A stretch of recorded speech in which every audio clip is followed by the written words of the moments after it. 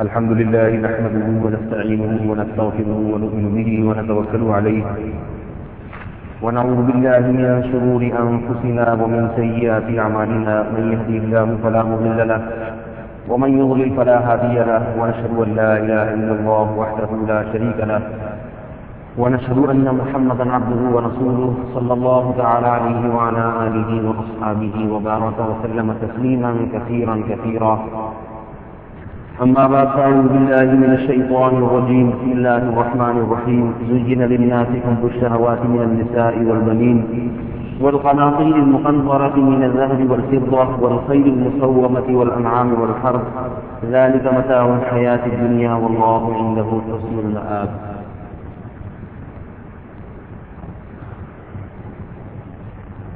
فرمایا مزین کر دی گئی ہیں لوگوں کے لیے خواہشات کی محبت، یعنی عورتیں، بیٹے، سونے اور چاندی کے ڈھیر، نشان زدہ گھوڑے، چوپائے اور کھیتیاں. اس آیت میں اللہ تعالیٰ نے دوسرے نمبر پر بیٹوں کو ذکر فرمایا ہے.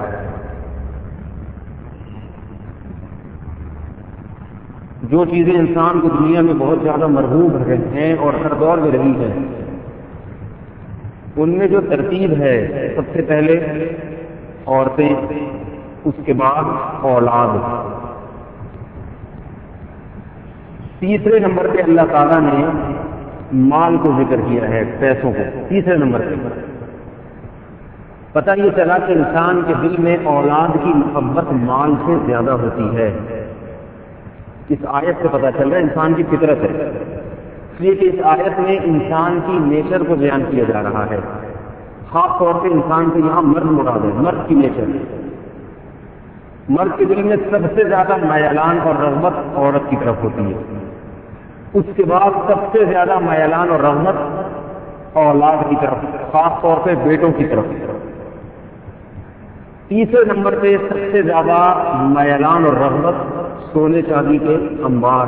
اس زمانے میں کرنسی سونے چاندی کی ہوتی تھی، آج کل جو کرنسی ہے وہ کاغذ کے ٹکڑے.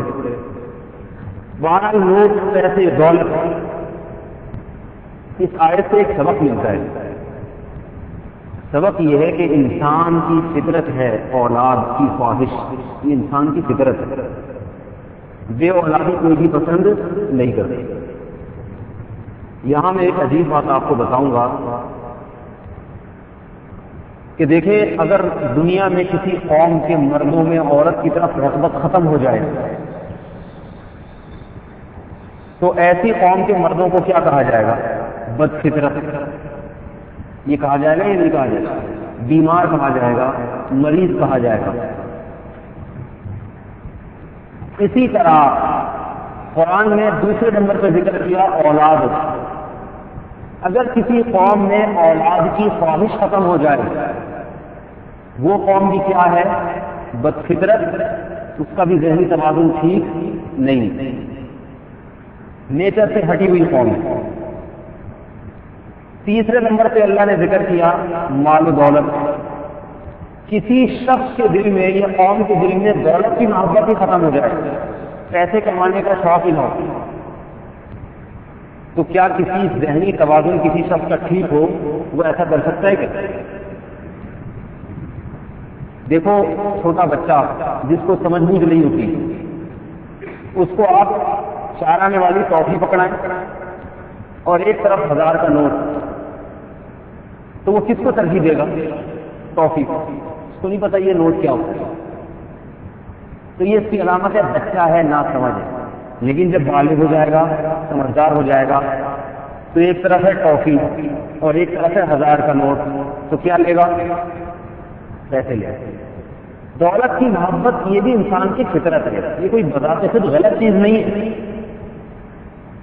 ہاں، اس کو کنٹرول میں لانے کی شریعت نے حکم دیا کہ کنٹرول میں ہونی چاہیے. یہ محبت کنٹرول سے باہر نہیں نکلنی چاہیے کہ دن رات بس یہی. ہر چیز میں حدود رکھی ہے. آپ کو بھوک کے وقت کھانا اچھا لگتا ہے، ہر آدمی کو لگتا ہے، پیغمبروں کو بھی لگتا ہے. پیغمبر کی بھوک سے محتاج ہو کے بازار میں خریداری کے لیے نکلا کرتے تھے. تبھی تو مشرکین کہتے تھے مانی حاضر رسول یہ اکل الطعام ویمشی فی الاسواق، یہ ایسا پیغمبر ہے جو کھانا بھی کھاتا ہے اور بازاروں میں خریداری بھی کرتا ہے، شاپنگ بھی کرتا ہے؟ یہ تو ہماری طرح اس کو بھی پیٹ کا محتاج ہے۔ تو اللہ نے جواب میں کیا فرمایا ہے؟ نبی ان سے کہہ دیجیے قل هل كنت الا بشرا رسولا، میں تمہاری طرح کا انسان ہوں۔ جب اپنے آپ کو میں نے انسان کہہ دیا تو مجھے روٹی بھی اچھی لگے گی اور پیٹ بھرنے کا دل بھی کرے گا۔ رسول اللہ صلی اللہ علیہ وسلم کی ایک دفعہ بھوک نے اتنا پریشان کیا، آپ صلی اللہ علیہ وسلم نکلے، حضرت ابوبکر بھی ساتھ میں، شدید بھوک کی حالت، چلتے ہوئے جا رہے تھے، ایک صحابی نے دیکھا تو اندازہ لگایا کہ آپ صلی اللہ علیہ وسلم کے چہرے سے بھوک کے آثار ظاہر ہو رہے ہیں، غربت کی۔ وہ صحابی لے گئے اپنے باغ میں آپ صلی اللہ علیہ وسلم اور کہنے لگے کہ اللہ کی قسم آج کے دن مجھ سے بہترین میزبان اور میرے گھر میں آنے والے مہمانوں سے بہترین مہمان پورے زمین پہ کوئی نہیں۔ ظاہر جس کے مہمان محمد صلی اللہ علیہ وسلم ہو وہ میزبان کتنا زبردست۔ تو اتنے خوش ہوئے کہ پوری زمین میں سید الانبیاء کسی پیغمبر کی دعوت کرنا، لوگ علماء کی دعوت کر کے خوش ہوتے ہیں، تو پیغمبر کی دعوت اور پیغمبر بھی سید الانبیاء، صحابی اتنا خوش ہوئے سر کھجورے بہترین گرم سے توڑ کے لائے، نبی علیہ السلام کے سامنے رکھا، اور ان کا کنواں تھا، کنویں میں پانی ٹھنڈا، گرمیوں میں کنووں کو پانی ٹھنڈا ہوتا ہے، یہ اللہ کی قدرت۔ آپ صلی اللہ علیہ وسلم ٹھنڈا پانی پیا کرتے تھے آپ، لیکن جو ٹھنڈا برف کا نہیں، جو کنووں کا ٹھنڈا پانی ہوتا ہے باقاعدہ آپ کے لیے لایا جاتا تھا دور سے۔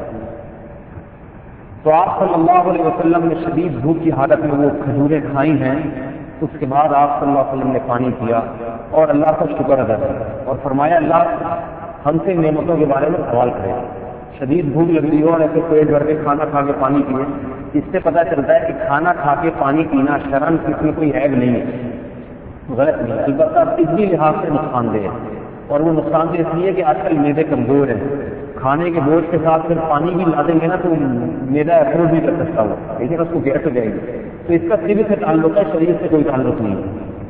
خیر، تو بھوک لگنا، بھوک کی طرف، روٹی کی طرف رغبت بھوک کی حالت میں، یہ انسان کی فطرت ہے۔ اب مجھے بتاؤ ایک آدمی کو بھوک ہی نہیں لگ رہی، دل نہیں کر رہا اس کا روٹی کھانے کو، تو یہ فطرت کے مطابق ہے یا بد فطرت ہے؟ بتاؤ بھائی، میں کچھ سوالات پوچھ رہا ہوں نا، یہ بد فطرت ہے، نیچر سے یا تو ہٹ گیا ہے، دماغی توازن ٹھیک نہیں ہے یا کوئی بیماری ہے، یہ سب چیزیں انسان کی فطرت اور نیچر ہے۔ پہلی دو چیزوں کے بارے میں تو ہم، پہلی چیز کے بارے میں تو ساری دنیا جانتی ہے، اللہ نے سب سے پہلے عورت کو ذکر کیا کہ مرد کے لیے ہم نے عورت کو مزین کر دیا، لیکن یاد رکھو ایسی بدفطرت قومیں دنیا میں وجود میں آ گئی ہیں، جیسے حضرت لوط علیہ السلام کی قوم تھی، انہیں بدکاری کر کر کے ان کی فطرت مست ہو گئی، ختم ہو گئی۔ لوط علیہ السلام نے کہا اپنی عورتوں سے نکاح کرو، تو کہنے لگے ما لنا فی بناتک من حق، آپ کے قوم کی بیٹیوں سے ہمیں نکاح کی حاجت ہی نہیں ہے، رغبت ہی نہیں ہے۔ یہ اس کی علامت ہے کہ یہ نیچر اور فطرت سے ہٹ گئے ہیں، لڑکوں کی طرف میلان، یہ انسان کی فطرت کے خلاف ہے۔ کوئی جانور ایسا نہیں ہے جو یہ جس کے اندر یہ رغبت اللہ نے رکھی ہو، جانور ایسا نہیں ہے دنیا میں کوئی۔ لیکن آپ بتاؤ کیا یورپ میں قوانین نہیں بن رہے؟ ہندوستان میں قانون پاس ہوا، یورپ میں قانون پاس ہوا، گے میرج کے نام سے لڑکا لڑکے کی شادی۔ ایسی بدفطرت قوم جس کے خلاف فطرت ہونے کی صرف قرآن گواہی نہیں دے رہا، اس کے خلاف فطرت ہونے کی عقل کی گواہی دیتی ہے، یہ عقل کے خلاف ہے۔ تو ہمیں میرے بھائی اس قوم کی اتباع کرنے سے پہلے یہ سوچنا چاہیے کہ قوم ہمیں اس معاملے میں بدفطرت کام کا حکم تو نہیں دے رہی۔ دیکھو آج کا مسلمان یورپ کی اتباع اس لیے کرتا ہے کہ وہ یورپ کو بہت ذہین سمجھتا ہے۔ لوگ اس چیز سے دھوکہ کھاتے ہیں کہ یہ اتنے ذہین ہیں، انہوں نے خلاؤں میں سیارے چھوڑ دیے، چاند سے قدم رکھا، ایک سے ایک نئی چیزیں ایجاد کر رہے ہیں، تو ہمیں زندگی گزارنے کے لیے سسٹم بھی انہیں سے سیکھنا چاہیے۔ ان کی اچھائیوں کی طرف نظر ہوتی ہے، مگر یہ نہیں پتا کہ جو قوم وحی کی تعلیمات سے محروم ہوتی ہے، پیغمبروں کی تعلیمات سے محروم ہوتی ہے، وہ ترقی کر کے ساتویں آسمان تک تو پہنچ سکتی ہے، مگر اس کا لائف اسٹائل، اس کا جو طرز زندگی ہے وہ خلاف عقل تو دور کی بات فطرت سے بھی مطابق نہیں ہو سکتا، نیچر اس کی نفی کرتی ہے۔ یہ بہت اہم چیز ہے، آج کا نوجوان اس چیز کو سمجھ نہیں رہا، ہر چیز ہم وہاں سے لے رہے ہیں۔ تو میرے بھائی یہاں اللہ نے ذکر کیا زُيِّنَ لِلنَّاسِ حُبُّ الشَّهَوَاتِ مِنَ النِّسَاءِ وَالْبَنِينَ، ہم نے لوگوں کے دلوں میں عورتوں کی محبت ڈالی، اس کے بعد اس کی محبت ڈال دی اولاد کی محبت، اولاد کے حصول کا شوق، اولاد ہونی چاہیے، اولاد میری اولاد زیادہ ہو، میری نسل زیادہ ہو، یہ بھی انسان کی فطرت ہے۔ خاندانی منصوبہ بندی میں آج کل جو تحریک چلائی ہوئی ہے تو یاد رکھو اسی آیت سے پتہ چلتا ہے کہ یہ تحریک بھی فطرت کے بھی خلاف، شریعت کے خلاف سے بات کر رہا ہے، نیچر کے خلاف، فطرت کے خلاف۔ اور یاد رکھو جب انسان اپنی فطرت سے ہٹ جاتا ہے تو اس کا انجام صرف تباہی بربادی ہے اور کچھ نہیں۔ قرآن مجید میں آپ اگر مطالعہ کریں تو پتہ یہ چلتا ہے کہ اولاد کی محبت صرف مسلمان کے دل میں نہیں، کافروں کے دل میں بھی ہمیشہ سے رہی ہے، ہمیشہ سے، ہر دور میں۔ ہر قوم دنیا میں یہ چاہتی آ رہی ہے کہ میری نسل زیادہ ہو، میری اولاد زیادہ ہو، دنیا کی ہر قوم میں یہ خواہش رہی ہے۔ کسی پیغمبر نے آپ کو ان کو نہیں سمجھایا تھا کہ بچے زیادہ پیدا کرنے سے رزق میں برکت ہوتی ہے یا ثواب ملتا ہے یا یوں ایسا ہوگا، صدقہ جاریہ بنیں گے، کسی پیغمبر نے نہیں سمجھایا۔ یہ اللہ تعالیٰ نے جب انسان کو بنایا تو اس کے دل میں یہ رغبت اللہ نے ڈال دی، ہر مخلوق میں ہے، جانوروں میں بھی ہے، انسانوں میں بھی۔ قرآن مجید میں آپ اگر مطالعہ کریں تو پتہ یہ چلتا ہے کہ پچھلی امتوں میں جو پیغمبر دنیا میں آیا کرتے تھے وہ کافروں کو جب یہ سمجھاتے کہ تم ایمان لے آؤ، تقویٰ اختیار کرو، تو وہ کہتے اللہ تمہارے مال میں بھی برکت دے گا، اللہ تمہاری اولاد میں بھی برکت دے گا۔ یہ ان سے وعدے کیا کرتے تھے، اللہ تمہیں کثرت سے اولادیں دے گا۔ اس وقت خاندانی منصوبہ بندی کے سب سے بڑے علمبردار یہودی ہیں۔ یہ پوری دنیا میں جو تحریکیں شروع ہوئی ہیں یہ اصل میں یہودیوں نے ایک نعرہ لگایا تھا، ایک دفعہ تحقیق ضرور میں شائع ہوئی، اور یہود کے بارے میں قرآن مجید میں آتا ہے سورہ بنی اسرائیل میں کہ اگر تمہیں اللہ کی اطاعت کی، فرمانبرداری کی، جعلناکم اکثر نفیرا، تمہاری تعداد ہم دنیا میں سب سے زیادہ کر دیں گے، تمہاری نسل میں اضافہ کر دیں گے، بہت زیادہ نسل تمہاری بڑھا دیں گے۔ اس سے پتہ یہ چلتا ہے کہ اگر تم نے نافرمانی کی تو تمہاری نسلوں میں بچے کم پیدا ہونا شروع ہو جائیں گے، جیسا کہ ہو رہا ہے آج۔ یہودیوں کے ہاں خاندانی منصوبہ بندی کی تحریک اپنے ان کی قوم میں نہیں ہے، لیکن یہودیوں کے بچے بہت کم ہوتے ہیں، یہ اللہ کی طرف سے عذاب ہے۔ اور فلسطینی مسلمان اگرچہ وہ وسائل میں بہت محدود ہیں، کم ہیں، یہودی کے مقابلے میں ان کے پاس کوئی اسلحہ نہیں ہے، لیکن فلسطینی مسلمانوں کے بچے زیادہ پیدا ہوتے ہیں، جس کی وجہ سے اسرائیل فلسطین پر قبضہ نہیں کر پا رہا۔ آبادی کا تناسب بہت یعنی فرق ہے۔ آپ مجھے بتائیے کہ ایک قوم کے پاس ایٹم بم بھی ہو، ایک قوم کے پاس میزائل بھی ہو، ہوائی جہاز بھی ہو، لیکن افرادی قوت کم ہو، افراد دوسری قوم کے پاس ہے، تو وہ پہلی قوم جو ہے نا میزائل چلا کے حکومت گرا تو سکتی ہے کسی ملک کی، مگر خود اس ملک پر حکومت کر نہیں سکتی، افراد نہیں ہے اتنے اس کے پاس۔ اس وقت امریکہ کے لیے سب سے بڑا مسئلہ بھارت کی دنیا میں دیکھا جائے آبادی کی کمی ہے۔ جتنا بڑا ملک ہے اس حساب سے آبادی نہیں اس ملک کی، جس کا نتیجہ یہ نکل رہا ہے کہ اس نے عراق میں حکومت گرا بھی، مگر اس کے پاس اتنے افراد نہیں ہیں کہ وہ اپنے افراد سے بھیج کے جتنی عراق میں مسلمانوں کی آبادی ہے اس کی ایک تہائی آبادی وہاں لے آئے یا 10واں حصہ لے آئے۔ کم از کم ایک امریکی کے مقابلے میں 10 مسلمان ہوں تو بھی شاید کنٹرول کر لے، لیکن ایک امریکی اور سامنے مسلمان کتنے 50,000 20,000 10,000 یہ مسلمانوں کا دہشت چل رہا ہے، تو میرے بھائی ایسے حکومت ممکن نہیں۔ یہ فائدہ ہوتا ہے آبادی کی طاقت۔ دنیا میں جس قوم کی آبادی تیزی سے بڑھ رہی ہے، یہ باہر کے جو ماہرین ہیں نا وہ یہ کہتے ہیں کہ مستقبل کا حکمران وہی ہے۔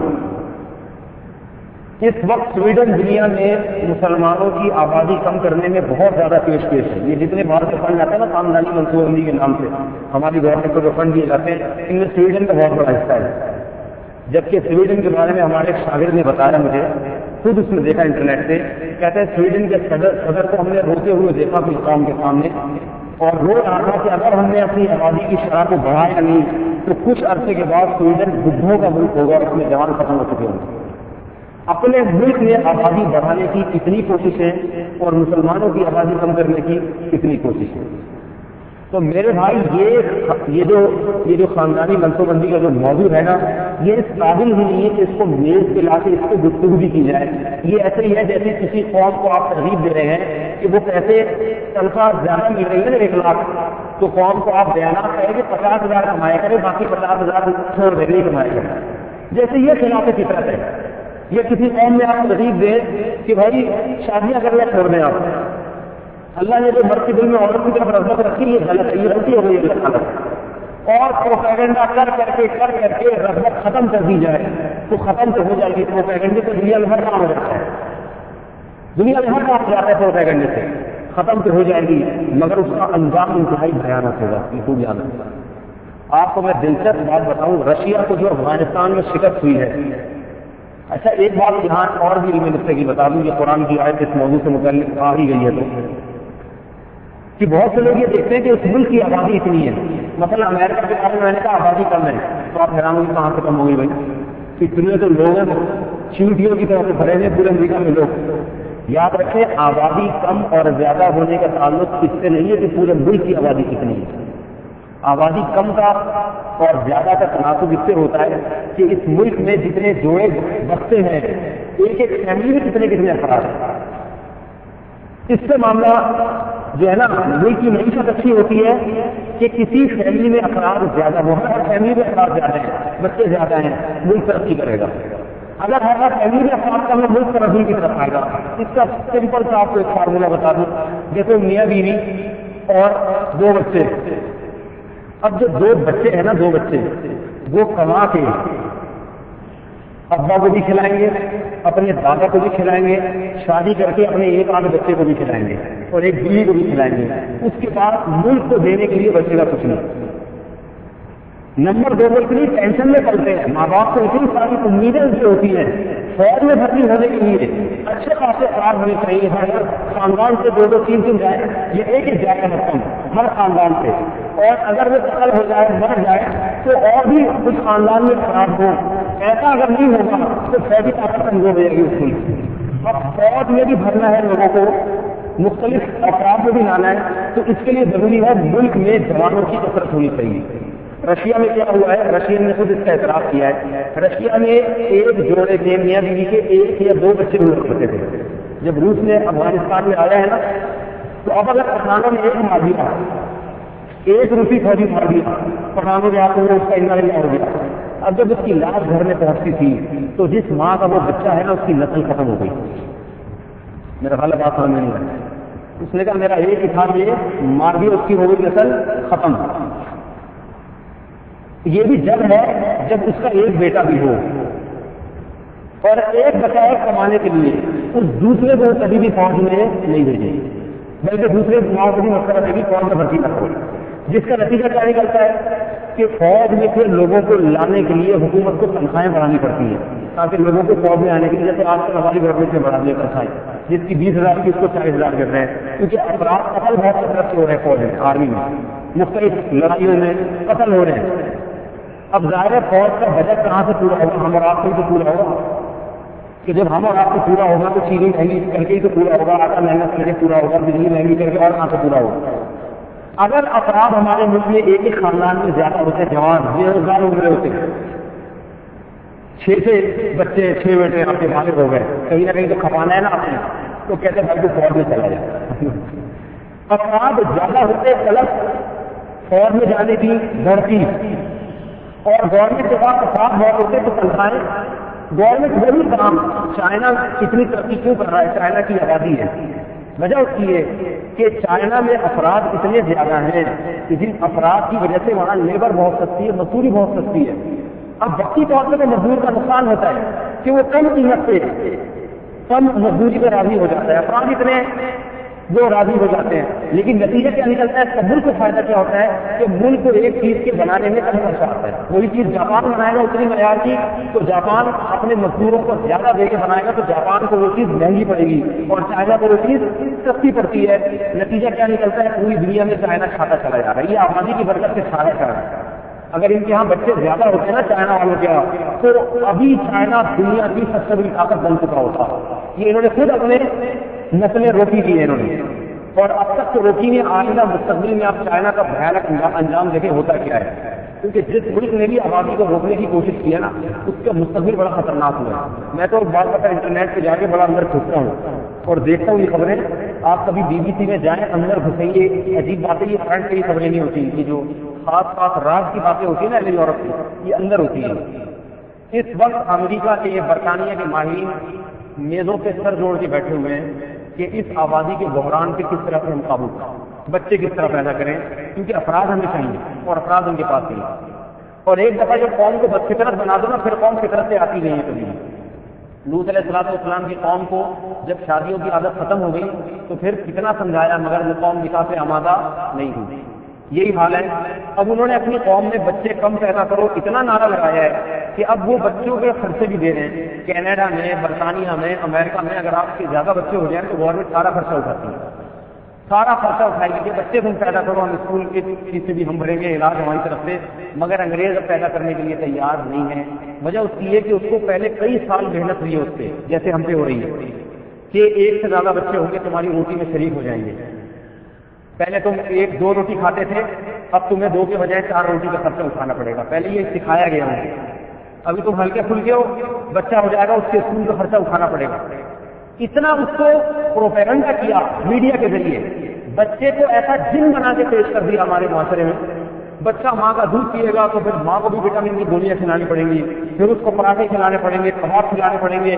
اگر یہ خوراک نہیں بنا دی تو یہ ہو جائے گا. ایسا ہوا بنا دیا اس کو کہ اب وہ قوم پہلے تو آئے 8 سے 4 پہ, پھر 4 سے 2 پہ, 2 تک تو گورنمنٹ نے لا کے چھوڑ دیا. تو قوم نے سوچا 2 بھی کیوں, ایک ہی خرچہ تو جب ہوگا تو 4 میں جاؤ گے تو 2 میں بھی تو ہوگا نا. 2 بھی نہ ہو, ایک ہی ہو, ہلکا پھلکے رہ کے زندگی گزارو. جیسے آج کل بہت کروڑ پتی بعض ایسے لوگ ہیں جن کا ایک بیٹا ہوا تو انہوں نے اولاد بند کروا دی کہ ہمیں والے وارث مل گیا, ہمیں اولاد کی ضرورت نہیں. نتیجہ کیا نکلا؟ ایک بچے کے بعد اب ان کا کوئی بچہ ہی نہیں ہے. وہ گورنمنٹ تو پھر بھی 2 تک کی تو گورنمنٹ بھی قائل ہے نا کہ اگر دوسرا بھی وہ خرچہ ہی بڑھائے گا. اور کچھ وقت کے بعد نتیجہ کیا نکلتا ہے کہ بھائی ہو ہی نہیں, یہ ٹینشن ہی نہ پانا. ہمارے پاس دولت ہے, پیسہ ہے, اولاد بڑھاپے میں کام آتی ہے, تو بڑھاپے میں ضرورت ہی نہیں اولاد. ہمارا تو جو ہے نا وہ کیا نام ہے کمپنی کی طرف سے علاج ہمارا مفت, بوڑھے ہو جائیں گے اسپتال میں جا کے مل جائیں گے, پیسہ بہت, اولاد کی ضرورت ہی نہیں ہے, پیسہ بچاؤ. تو یہ میرا بھائی یہ جو ہماری قوم جا رہی ہے نا, یہ آہستہ آہستہ یہ ذہن بن جائے گا سب کا. آج کل دیکھیں لوگوں نے شادیاں کرنا چھوڑ دی ہیں. بہت سے شادی کرتے نہیں ہیں کہ بچے خام خام میں ہو جائیں گے, ٹینشن ایک خام خام, اور بات کرتے ہیں تو کہتے ہیں 2-4 سال تک اولاد نہ ہو تو اچھا ہے. یہ ساری اسی طرف بد فطرت زندگی کی طرف ہمارے قدم یورپ نے ڈال دیے. وہ خود تو بد فطرت ہے نہیں, ہمیں بھی فطرت کے راستے سے ہٹا رہے ہیں. قرآن کیا کہہ رہا ہے؟ اب میں آپ کو 2-4 آیتیں بتاتا ہوں پھر اس کے بعد آگے چلتا ہوں. قرآن کیا کہتا ہے؟ ہم نے نوح علیہ السلام کو ان کی قوم کی طرف بھیجا. نوح علیہ السلام نے اپنی قوم سے کہا یا قوم استغفروا ربکم, اے میری قوم اللہ سے گناہوں کی معافی مانگو, انہ کان غفارا, وہ بڑا غفور رحیم ہے, معاف کر دے گا. یمددکم باموال, اگر تم توبہ کرو گے گناہوں سے بچو گے, تم یمددکم باموال وبنین, تمہیں کثرت سے مال بھی دے گا اور کثرت سے اولاد بھی دے گا. میں کہتا ہوں اگر یہ آیتیں آپ سنا دو نا اور بتاؤ بھائی اگر تقوی اختیار کرو گے اللہ تمہاری اولاد میں بھی برکت, مال میں بھی برکت دے گا, اولاد میں بھی برکت دے گا. تو لوگ کہیں گے بھائی گناہگار والی زندگی ہے, کیونکہ بچے جب 2 ہی اچھے تو نماز پڑھنے سے اگر بچے زیادہ مل رہے ہیں تو بے نمازی بننا ہی زیادہ بہتر ہے. یہ کیسی عجیب و غریب بات ہے, کیسی عجیب و غریب بات ہے. حالانکہ قرآن اس کو دنیاوی منفعت بنا کے پیش کر رہا ہے, آخرت کی نہیں, کیونکہ کافر لوگ دنیا کے فائدے کو جلدی سمجھ جاتے ہیں. تو قرآن کہتا ہے نوح علیہ السلام نے یہ نہیں کہا جنت ملے گی, یہ ہوگا وہ ہوگا, وہ تو کیونکہ جنت دیکھی نہیں ہے تو اس پر لوگ ایمان نہیں لاتے.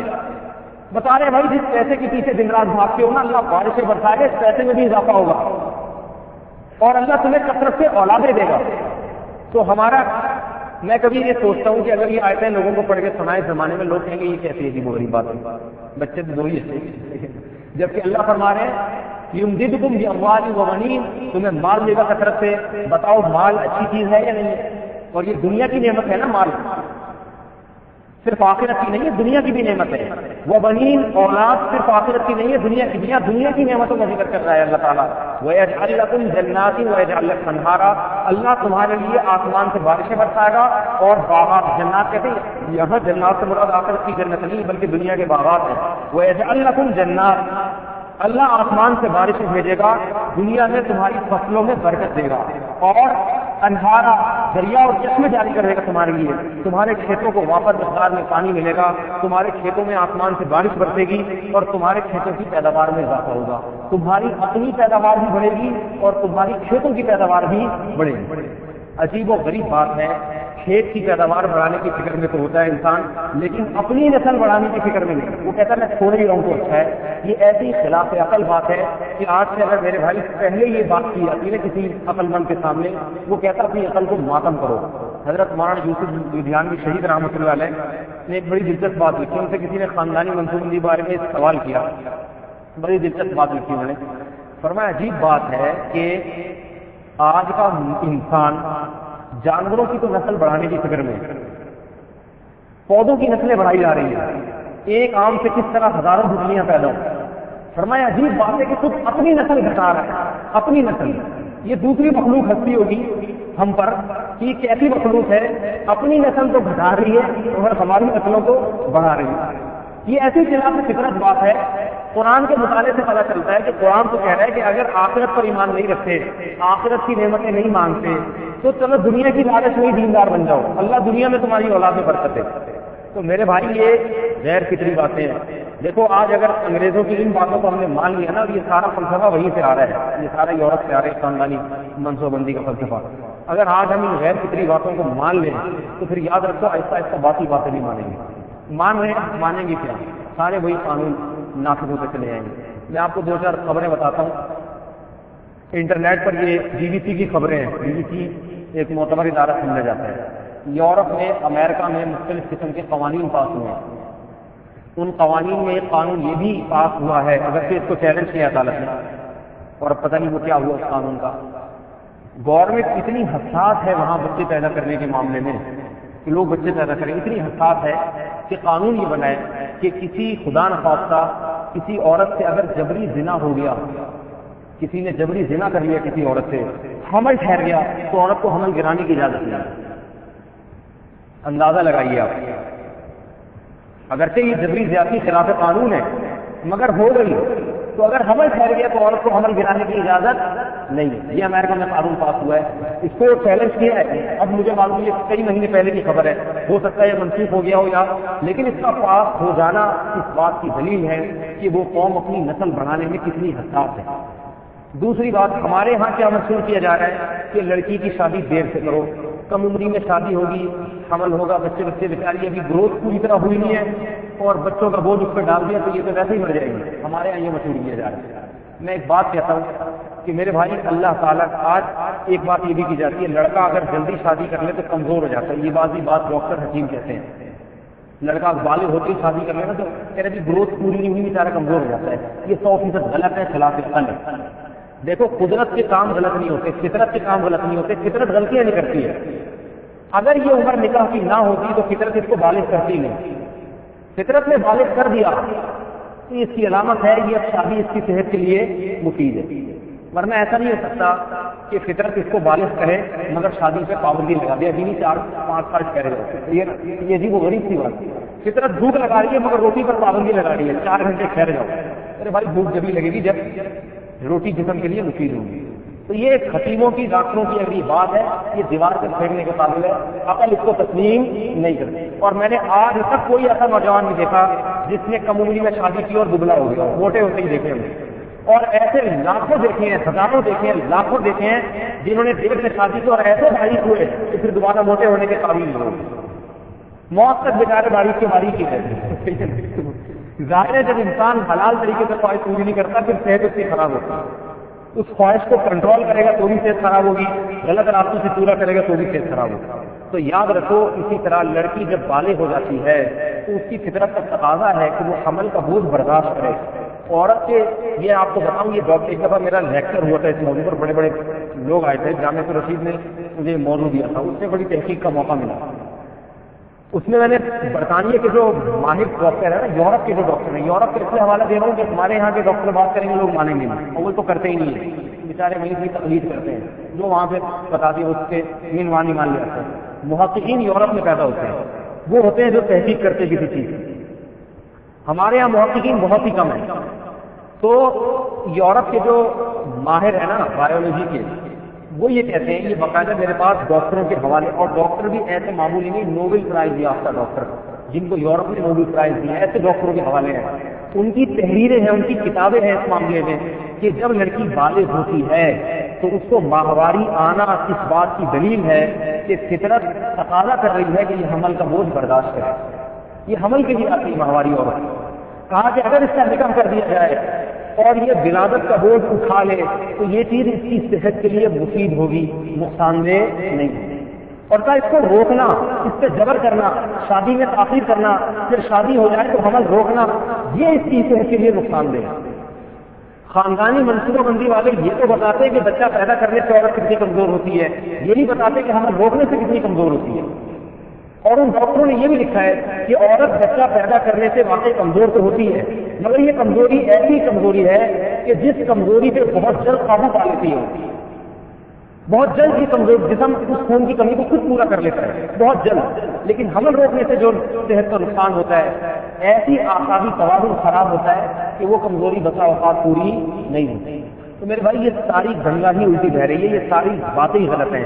قدرت کے قوانین غلط نہیں ہو سکتے. اللہ نے جس نظام پہ چلایا ہوا ہے نا اسی پہ چلتے رہنا چاہیے. قرآن کریم میں آتا ہے کہ شیطان نے قسم اٹھائی تھی کہ یا اللہ، اے خالق، میں اس قوم کو ایسا گمراہ کروں گا فلا یغیرن خلق اللہ، کہ تیری بنائی ہوئی تخلیق کو یہ بدل ڈالیں گے. تو نے جس فطرت پہ بنایا ہوگا نا اس فطرت کی راضی ہی رہے گی.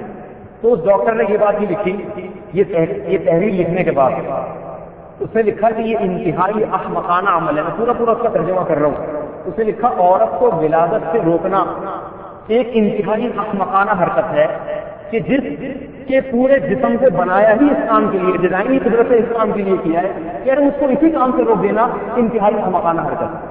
تو یہ تو میرے بھائی یورپ کے ڈاکٹروں کی باتیں ہیں. اور عجیب بات آپ کو بتاؤں کہ آج کل جو امریکہ میں ڈاکٹروں کی تحقیق عوام کے سامنے لائی جا رہی ہے وہ بھی یہی ہے. میں نے وہ جو انٹرنیٹ پہ تحقیق پڑھی نا اس میں یہی لکھا تھا. اس میں لکھا ہے کہ لڑکیوں کے لیے کم عمری میں شادی صحت کے لیے فائدے مند ہے. یہ میرے پاس باقاعدہ پرنٹ آؤٹ ہے اس کا، صحیح ہے نا. کم عمری میں شادی صحت کے لیے مفید ہے. اور یہ بات بھی لکھی کہ کم عمر لڑکی کے جو بچہ پیدا ہوتا ہے وہ بچہ لمبی عمر والا ہوتا ہے. یہ بھی لکھا باقاعدہ تحریری. اور عورت اگر جیسے جیسے اس کی عمر زیادہ ہوگی، 30 سال 35 سال، اس کے بعد جب اس کی ولادت ہوگی تو وہ بچہ اتنی اس کے اندر جو پاور ہوتی ہے نا قوت مدافعت وہ اتنی زیادہ نہیں ہوتی جتنی کم عمر لڑکی سے بچے میں ہوتی ہے. لہٰذا انہوں نے لکھا کہ یعنی قوم اگر صحت مند افراد پیدا کرنا چاہتی ہے تو کم عمر لڑکیوں سے صحت مند افراد پیدا ہوتے ہیں، نانیوں اور دادیوں سے صحت مند افراد پیدا نہیں. آج 30 سال کی عمر میں عورت کی شادی کی جا رہی ہے، خود عورت کمزور ہو چکی ہوتی ہے، بچے پھر ایسے لڑے لڑے پیدا ہوتے ہیں، صرف ٹیکے لگا ایک بار پولیو کے خطرے، پھر جہاں فلانے خطرے، اس کو پتہ نہیں کیا کیا پلا پلو کے پھر وہ جوان ہوتا ہے. 50 سال میں اٹیک سے ہارٹ اٹیک ہوتا ہے.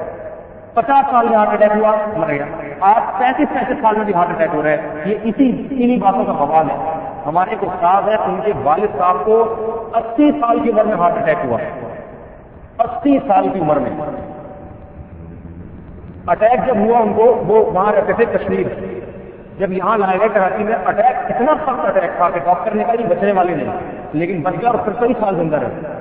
ڈاکٹر نے کہا کہ ان کو اٹیک اتنا سخت ہوا تھا، ان کا جسم جو ہے نا، ان کا جو گوشت 35 سال کے جوان مرد کی طرح ہی ہے. عمر ان کی 80 سال ہے مگر ان کا گوشت ایسے جیسے 35 سال کے جوان آتا. تو میرے بھائی پہلے ایسے ہوتے تھے، 90 سال 100 سال عمریں نکالتے تھے. ابھی دیکھو 50-60 سال کے بعد 50 سال 60 سال بھی وہ بچ جاتا ہے جو بیچارہ بہت ہی احتیاط کھانے سے پہلے سوچ رہی ہے لقمہ ڈبوں کی نہیں ڈبوں کی. یہ کیا ہے؟ یہ فطرت کے خلاف چلنے کی وجہ سے. تو انہوں نے لکھا کہ صحت مند بچے اگر پیدا کرنے ہیں تو لڑکیوں کی جلدی شادیاں کرنی پڑیں گی. یہ تو لڑکیوں کے بارے میں. آپ حضرات کے بارے میں بھی تھوڑا سا بتا دوں، ٹھیک ہے. لڑکے کے بارے میں لکھا کہ مرد بھی جیسے جیسے عمر زیادہ ہوتی ہے، 16 سال سے جیسے جیسے عمر بڑھے گی، لکھا اس کے اسپرم میں بھی طاقت کم ہوتی چلی جاتی ہے، اس سے بھی صحت مند اولاد پیدا نہیں ہوتی۔ اور یہاں تک لکھا کہ 35 سال کے بعد مرد اگر اولاد پیدا بھی کرتا ہے تو حمل کے ضائع ہونے کا امکان بڑھ جاتا ہے۔ یہ BBC کی رپورٹ بتا رہا ہوں، تحریری پرنٹ آؤٹ میرے پاس موجود ہے، اور یہ رپورٹ پیش کی ہے یورپ کے ڈاکٹروں نے، امریکہ کے ڈاکٹروں نے، کہ 35 سال کے بعد اگر آپ شادی کرو گے یا آپ کی ولادت ہوگی، شادی آپ نے پہلے کر لی مگر 35 سال کے بعد اگر ولادت ہوگی آپ سے تو اس بچے وہ کمزور حمل ٹھہرتا ہے، اتنا طاقت نہیں ہوتی اس میں، اور حمل کے ضائع ہونے کا خطرہ بڑھ جاتا ہے۔ آج آپ دیکھیں، آپ اپنے دادی اور نانیوں سے پوچھیں کیا پہلے اتنے بچے ضائع ہوتے تھے، کیا اتنے آپریشن سے ہوتے تھے جتنے آج ہو رہے ہیں؟ ہر دوسرا تیسرا جوڑا آپریشن سے بچہ پیدا ہو رہا ہے، حمل ضائع ہو رہا ہے۔ اس کی وجہ کیا ہے؟ بڈھے ہو کے باپ بن رہے ہوتے ہیں، 40 سال کی عمر میں ابا بننے کا شوق پیدا ہو رہا ہے، تو میرے بھائی 40 سال کا بچہ بھی اس میں وہ 40 سال اثرات آئیں گے بچے کے اندر، صحیح ہے نا؟ بچے میں دیکھو، خوراک اگر تازہ کھاؤ تو گوشت بھی تازہ اور خون بھی تازہ، خوراک ہی اگر باسی کھا لو تو شکل بھی باسی ہی بن جاتی ہے۔ 40 سال 50 سال میں جب شادی کرو گے تو پھر بچہ بھی میرے بھائی اسی قسم کا ہوگا، صحیح ہے نا؟ اس لیے جلدی شادی کیا کرو، نکاح جلدی کرو، تاکہ 16 17 20 25 سال میں جب اولادیں ہوں تو بھی صحت مند اولاد پیدا ہو۔ بچہ جب پیدا ہوتا ہے اس کو سمے کی جیسے ہوتے ہیں، یہ عمر بتاتی ہے، بڑے ہوتے پھر پتہ چلتا ہے کہ یہ صحت مند ہے یا جوان ہے۔ آپ دیکھ لیں، جو لوگ فطرت کے مطابق پہلے کیسا حساب کتاب ہوتا تھا، 100 سال عمریں، اور پہلے عورتوں کے بچے کتنے ہوتے تھے؟ درجن درجن بچے ہوتے تھے، مگر پھر بھی نانیوں دادیوں کا تصور تھا ہمارے معاشرے میں، پر نانی کا بھی تصور تھا، کبھی عورتوں کے 3 4 سے زیادہ بچے نہیں ہوتے، مگر دادی بننے سے پہلے انا للہ ہو جاتا ہے، نانی بننے سے پہلے مرد کی ہوتی ہیں، کسی کو بریسٹ کینسر ہو رہا ہے، کسی کو جناب بلڈ پریشر ہر وقت ہائی رہتا ہے، کسی کو جناب شوگر کا مرض ہو رہا ہے۔ یہ کیوں ہو رہا ہے؟ فطرت کے خلاف زندگی گزارنے کی وجہ سے ہو رہا ہے۔ تو قرآن کہہ رہا ہے یہ انسان کی میں نے فطرت بنائی ہے۔ زُيِّنَ لِلنَّاسِ حُبُّ الشَّهَوَاتِ مِنَ النِّسَاءِ، فرمایا ہم نے مردوں کے دل میں عورت کی رغبت رکھ دی، یہ اللہ نے رکھ دی ہے، اس کو ختم کرنے کی کوشش کوئی کرے گا تو پاگل ہوگا، دماغ خراب ہوگا، صحیح ہے نا؟ آگے فرمایا والبنین، ہم نے بیٹوں کی محبت، بیٹوں کا ذکر اس لیے کیا کہ اولاد میں انسان کو بیٹوں کی خواہش زیادہ ہوتی ہے، انسان کی فطرت ہے۔ یہ جو میں نے پچھلے ہفتے بیان کیا تھا نا کہ بیٹی کی ولادت سے رونا ایک ہندوانہ عمل ہے، اس کا یہ مطلب نہیں ہے کہ بیٹی کی ولادت سے خوشی زیادہ ہوتی ہے اور بیٹے سے کم ہوتی ہے، یہ مطلب نہیں ہے۔ مطلب میرا یہ تھا کہ بیٹی پہ بھی خوشی ہونی چاہیے، غم کا تصور اسلام میں نہیں ہے۔ ہاں بیٹے پہ دگنی خوشی یہ جائز ہے، اور ظاہر انسان بیٹے پہ زیادہ خوش ہوتا ہے، بیٹا کما کے کھلائے گا، اس کے مسائل وہ نہیں ہوتے جو بیٹیوں کے ہوتے ہیں۔ شریعت نے بھی انسان کی اس فطرت کی رعایت رکھی ہے، اسی وجہ سے بیٹی پہ 1 بکرے کو ذبح کرنے کا اور بیٹے پہ 2 بکرے کو، اس کو خوشی زیادہ ہوتی ہے، بڑی نعمت ہے۔ تو یہ ایک انسان کی فطرت ہے، بیٹے پہ زیادہ خوش ہونا انسان کی نیچر ہے۔ تو اللہ فرما رہے ہیں کہ ہم نے یہ انسان کے دل میں رغبت رکھی ہے کہ وہ اولاد سے خوش ہوتا ہے، اپنی نسل میں اولاد زیادہ دیکھ کے خوش ہوتا ہے۔ ہمارے میں پہلے امامت کیا کرتا تھا، ایک صاحب 80 سال کی عمر، اتنے چھوٹا سا قد، دبلے پتلے سے، باہر بیٹھے رہتے تو کرسی بچھا کے، میں امامت کرتا تھا، جب بھی میں گزرتا مجھے مولوی صاحب السلام علیکم، جب بھی گزرتا مولوی صاحب آئے چائے پی، مجھے وہ بزرگ تھے ان کے پاس بیٹھے میں مجھے مزہ آتا تھا، دیندار تھے ماشاء اللہ، تو باتیں بڑی آثار قدیمہ کی ان سے پتہ چل جاتی تھی، انگریزوں کے زمانے کی باتیں کیا کرتے تھے۔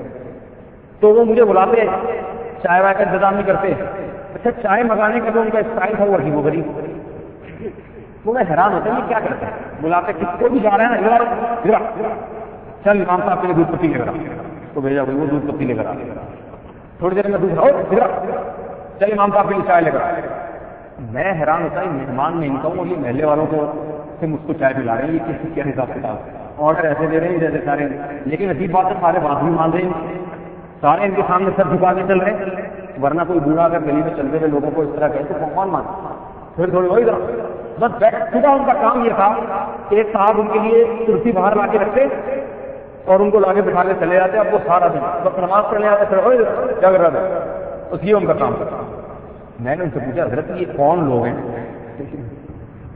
کبھی اس کو بلا رہے ہیں کبھی، انہوں نے کہا یہ صحیح ساری میری آل اولاد ہے۔ میں حیران ہوں، میں نے کہا آپ کے ماشاءاللہ کتنے بچے ہیں؟ کہہ رہے ہیں میرے بیٹے بیٹیاں اور پوتے نواسوں کی تعداد ملا کے 65 ہے۔ کہہ رہے میں نے بھی جلدی شادی کی، بچے جیسے جیسے بالغ ہوتے گئے شادی کرتے چلا گیا، میں 80 سال کا ہوں لیکن میرے نواسوں کی شادیاں ہونے والی ہیں اور میرے اتنے ماشاءاللہ جوان نسل ہے میری، ظاہر ہے کچھ بیٹے کچھ پوتے بھی جوان ہو گئے، اتنی نسل ہے کہ یہ اب میں اکلوتا ہے، میرا دادا تو اکلوتا ہی ہوتا ہے نا، نانا بھی اکلوتا وہ نانا زیادہ عیش کرتے ہیں کیونکہ یہ ساری نسل کے، اور یاد رکھو انسان کی فطرت ہے، یہ بھی نیچر ہے کہ باپ دادا کی خدمت کچھ نہ کچھ تو ہر کافر بھی کر ہی لیتا ہے، تھوڑی بہت تھوڑا بہت احساس ہوتا ہے، تھوڑی تھوڑی کر کے بھی اتنی ہو جاتی ہے۔ کہتے ہیں اب ایک نے اگر آج دودھ پتلی پلا دی تو اس کا نمبر 1 مہینے کے بعد آئے گا، تو دادا کی اتنی خدمت تو ہر آدمی کا دل کرتا ہے۔ تو کہتے پھر بڑے فخر سے کہتے ہیں بیٹا جب میں مروں گا نا میرے پیچھے رونے والے بہت ہیں۔ مجھے بڑا ان کا رش آ رہا تھا اور یہ قرآن کی آیات ذہن میں آ رہی تھی۔ نوح علیہ السلام قوم سے کہہ رہے ہیں تقوی اختیار کرو، کثرت سے اللہ اولاد دے گا۔ یہ سمجھ میں آتا ہے اس موقع پر۔ دیکھو گورنمنٹ کے اسپتالوں میں بھی علاج ہو جاتا ہے مگر خونی رشتے اور خونی محبتیں نرسوں سے اور ڈاکٹروں سے نہیں ملتی، وہ اپنی آن اولاد سے ملتی ہیں۔ ایک اور بوڑھے بھی ہیں ہمارے رشتے داروں میں سے، ایک دفعہ ان کو ہارٹ اٹیک ہوا، اسپتال میں ایڈمٹ ہو گئے، انہوں نے بھی جلدی شادی کی، ان کی بھی ماشاء اللہ پوتے نواسے جوان ہو گئے، سب آل اولاد بہت۔ میں ان کی عیادت کے لیے گیا، TNS شفا میں ایڈمٹ تھے، ہر تھوڑی دیر کے بعد کبھی کسی کا خون کبھی کسی کا خون، ان کے قریب میں بھی کافی سارے بوڑھے حضرات لیٹے ہوئے تھے۔ تو وہ ہمیں کہتے ہیں یہ بوڑھے نا یہ دوسرے مجھے دیکھ کے جلتے ہیں۔ میں نے کہا کیوں؟ کہتے ہیں میرا خون ہر تھوڑی دیر میں خون آتا ہے۔ پوچھتے ہیں کس کا خون؟ یہ امریکہ سے فلاں داماد کا خون، تھوڑی دیر میں پھر خون آیا، کس کا؟ یہ سعودیہ سے داماد کا خون۔ کہ بیٹیاں تو پھر داماد بھی اسی حساب سے ہوتے ہیں اور بیٹے ہیں تو پھر بیٹے ہوتے ہیں، وہ تو بات کسی نہ کسی حد تک تو داماد بھی تو بیٹے کی طرح ہی ہوتا ہے، کسی نہ کسی حد تک تو وہ پوچھتا ہے۔ پھر کہتے ہیں وہ سعودیہ سے بیٹے کا خون ہے، پھر فلاں پوتے کا خون، پھر فلاں نواسے کا خون۔ میں نے دیکھا ہر تھوڑی دیر میں ان کے کوئی نہ کوئی رشتے دار ملنے کے لیے آ رہا ہے، کسی کے ہاتھ میں سیبوں کا بڑا بڑا ٹوکرا، کوئی کیلو مالٹوں کا بڑا بڑا کوئی لے کر آ رہا ہے، کوئی چائے لے کر آ رہا ہے۔ کیونکہ جب قوم کے مشترکہ دادا بیمار ہوئے ہیں، سب کے مشترکہ دادا ہیں، وہ خاندان کے بڑے ہیں، تو جب اٹیک ہوگا تو ہر آدمی انگلی کٹا کے شہیدوں میں نہ لکھوانے کی کوشش کرے گا کہ بھائی اس موقع پر میری فرض بنتا ہے۔ اب وہ تھوڑا تھوڑا کر کے ہفتے میں ایک دن بھی اگر کوئی آ جائے، ایسا سانسا بنا ہوا ہے۔ دیکھو یہ نسل میں اضافے کا یہ فائدہ اللہ عطا فرماتا ہے۔ اور بچے جلدی جوان ہوتے ہیں، باپ کے ساتھ ہاتھ بٹاتے ہیں کاموں میں، وہ روزگار میں اس کا ساتھ دیتے ہیں۔ دیر سے شادی کرنے کا بہت بڑا عذاب یہ ہے کہ باپ کی عمر ریٹائرمنٹ کی ہوتی ہے اور بچوں کی ابھی تعلیم ہی مکمل نہیں ہوئی ہوتی ہے۔ جلدی شادی کا فائدہ یہ ہوتا ہے کہ باپ ابھی جوان ہوتا ہے، بچہ روزگار ہوتا ہے اور بیٹے باپ سے مطالبہ کر رہے ہوتے ہیں کہ ابا آپ گھروں میں بیٹھو، ہم آپ کو کما کے کھلائیں گے، ہم جوان ہوتے ہیں۔ میں ایسے لوگوں کو جانتا ہوں کہ فرق نہیں پتہ چلتا یہ واقعی ہے بڑا بھائی ہے یا ابا ہے۔ ایک دفعہ میں میکینک کے پاس گیا بائک لے کے اپنی، تو وہ 3 آدمی کام کر رہے ہیں، لگے ہیں اسکرو پانا وانا ٹائٹ کرتا ہے۔ ان میں ایک ایسا لگا تھا ان کی بہت زیادہ گیری کر رہا ہے، حالانکہ عمر ایک ہی ہے۔ تو اس کو بلا رہا ہے یہ پکڑا وہ پکڑا یہ پکڑا، پیسے جب بھی میں دوں تو وہ جا کے اس کو پکڑا ہے۔ تو میں نے کہا یہ پتہ نہیں میرا بڑا بھائی ہے یا دوست ہے، کون ہے یہ؟ تو بالکل جوان صاحب نہیں لگ رہا تھا۔ انہوں نے بتایا کہ ہمارے والد محترم ہیں۔ میں نے کہا بھائی تم تو مجھے 24-25 سال کے لگ رہے ہو، تو ابا بھی قریب ہی لگ رہے ہیں کہ ابا ہے؟ اس نے کہا ابا ہے۔ دیکھو جلدی شادی کا فائدہ کیا ہوا، دونوں بیٹے جوان ہو کر ابا کے ساتھ ورک شاپ پہ لگ گئے۔ اور اس نے بتایا ملازم جب آپ باہر سے رکھتے ہیں نا تو ملازم کو سب سے پہلے تنخواہ دینی پڑتی ہے۔ ملازم اتنی دل جمی سے کام نہیں کرتا، اس کو پتا ہے کہ میری جائیداد نہیں ہے، میرا وراثت نہیں ہے ورک شاپ میں، جب گڑبڑ کروں گا نکال کے باہر پھینکے گا۔ اولاد جب باپ کے ساتھ مل کے کام کرتی ہے تو اولاد کو پتا ہے یہ سارا کچھ ہماری جیب میں آئے گا، صحیح ہے نا؟ اور ہمارے ابا کی جو اولادیں ہیں، بیٹی ہیں، وہ ہماری بہنیں بھی ہیں، سب نے مل کے کمانا ہے۔ وہ دن رات ایک کر کے شوق سے محنت کرتے ہیں، اس سے کاروبار میں برکت ہوتی ہے۔ تو اس شخص نے مجھے بتایا، کہہ رہا ہے میں نے جلدی شادی کی تھی، نتیجہ نکلا کہہ رہا چھوٹی سی ورک شاپ تھی میری، ایسی چیئر لگاتا تھا، آج اللہ تعالیٰ نے دستگیر میں بڑا گھر بھی عطا کیا ہے، پورا بنگلہ بنا لیا، بیٹیوں کی شادیاں بھی کر دی، اور معلوم نہیں کیا کہ اسی ورک شاپ سے کر لیا۔ تو یہ ایسی باتیں ہیں کہ ان باتوں کا انکار کرنے والا عقل سے اندھا ہو سکتا ہے، دماغ سے ذہنا پاگل ہو سکتا ہے، مینٹل ہو سکتا ہے، حقائق کا انکار کرنے والا ہو سکتا ہے، اور یہ عقل اللہ نافرمانوں کی چھین لیتے ہیں۔ قرآن مجید میں آتا ہے کہ جو لوگ ہماری نافرمانی کرتے ہیں لہم قلوب لا یفقہون بہا، ان کے دل تو ہیں مگر ان دلوں میں سوچنے سمجھنے کی صلاحیت نہیں ہے۔ آج انگریز جس دعوت کو لے کے چل رہا ہے، لڑکا لڑکی کی شادی کا قانون پاس ہو رہا ہے، عقل ماتم جتنا کرے کم ہے اس پر۔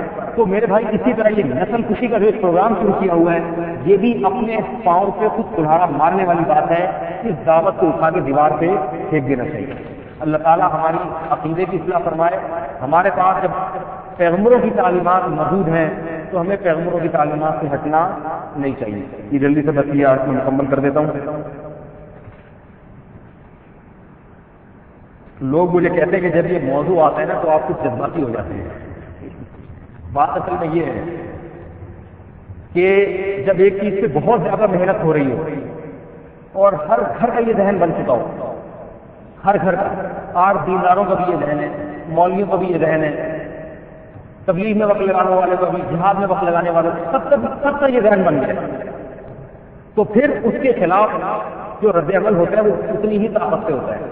اور دوسری بات، رد عمل کرنے والا بھی کوئی نہ ہو، ایک ہی کر رہا ہو، یعنی کرنے والے تو ہیں مگر عام طور پر اس مسئلے کو جتنی اہمیت سے بیان کرنا چاہیے اتنی اہمیت سے عام طور پر مساجد میں بیان نہیں ہوتا۔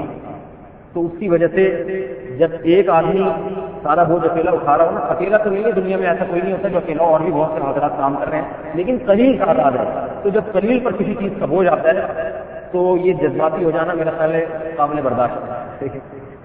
اتنا ذہن کھرچا گیا ہے نا اس کے معاملے میں، اتنا ہمارے اپنے شاگرد، میرے ایک شاگرد تھے، ان کو میں نے، کیونکہ وہ عالم بن رہے ہیں اور دنیاوی لحاظ سے بہت پڑھے لکھے ہیں، مجھے پتا تھا یہ ابھی اچھے خاصے پڑھے لکھے بھی ہیں، عالم بھی بن رہے ہیں، ایم اے کیا ہوا تھا انہوں نے، پھر شاگرد میرے، تو مجھے پتا تھا یہ دنیا میں جائیں گے، باتیں کریں گے، ان کو ذرا دیوار ان کا صحیح کرو، اور انہیں دنیا بہت دیکھی ہوئی ہے، تو وہ دنیا کا جنگ ان کے دماغ پہ بہت چڑھا ہوا تھا، خاندانی منصوبندی کے پورے حامی تھے۔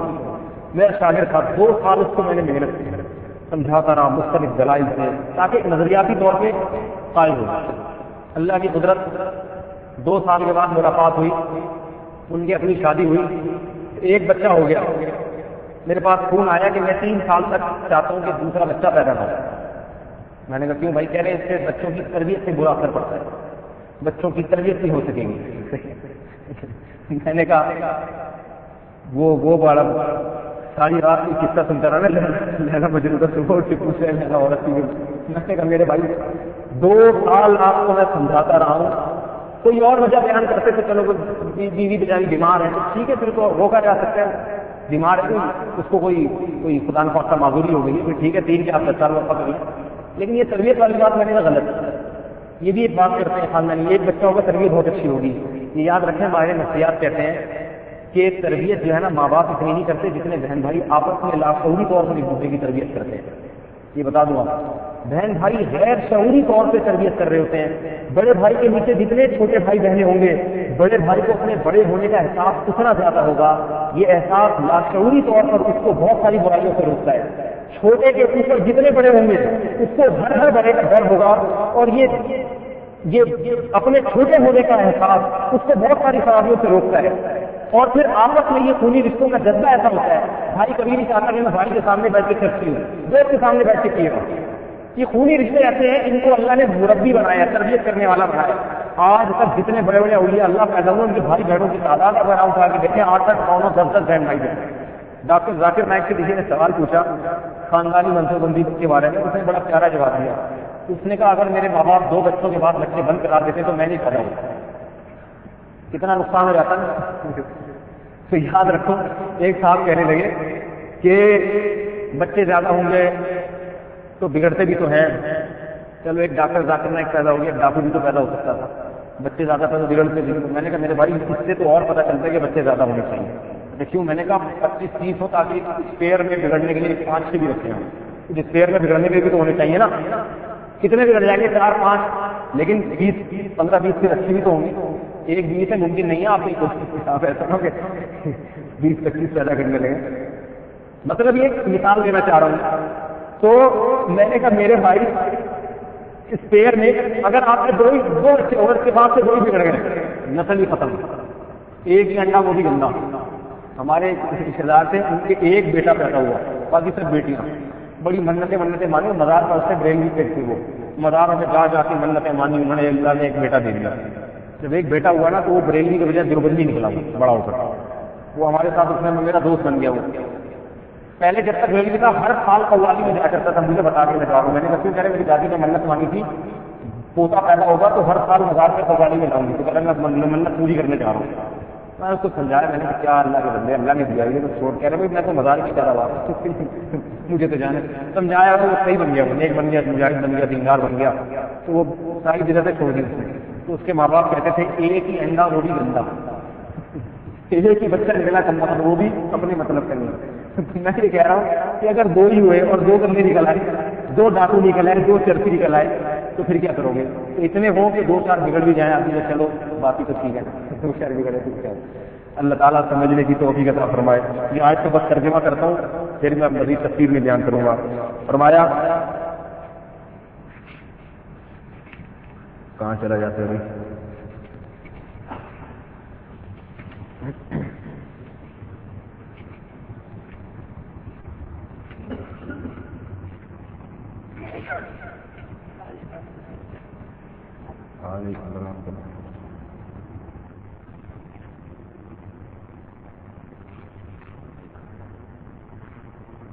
فرمایا والقناطیر المقنطرہ، اور ہم نے مزین کی ہے من الذهب والفضہ، سونے اور چاندی کے ڈھیر، یہ بھی انسانوں کی نظروں میں ہم نے مزین کر دیے.